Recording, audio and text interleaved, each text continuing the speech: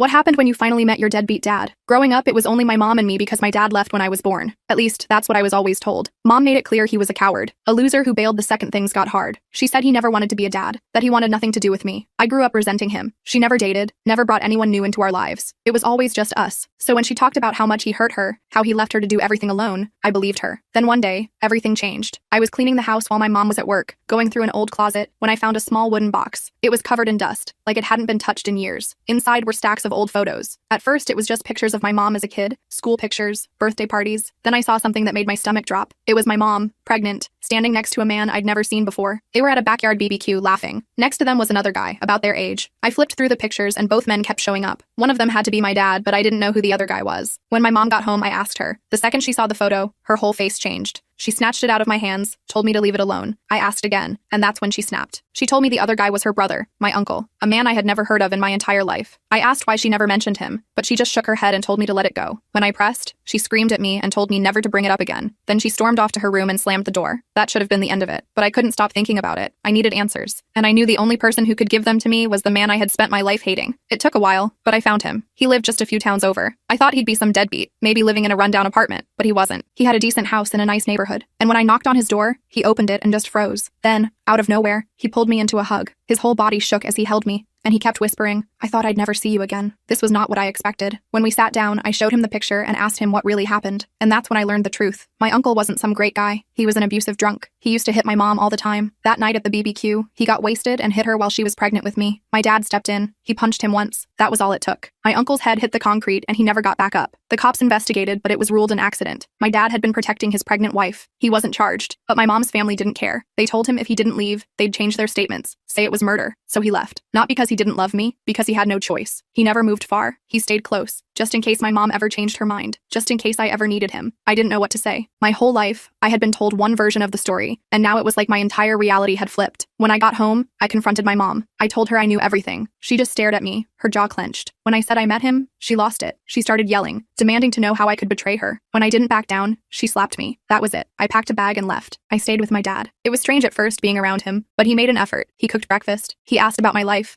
And for the first time, I felt like I had a parent who wanted me around. We spent weeks gathering evidence, getting old records and statements from people who remembered what happened. It wasn't easy, but in the end, he got full custody. The day the court ruled in his favor, he broke down. He held me and sobbed. "I'm so sorry I wasn't there for you," he said. "I have so much lost time to make up for."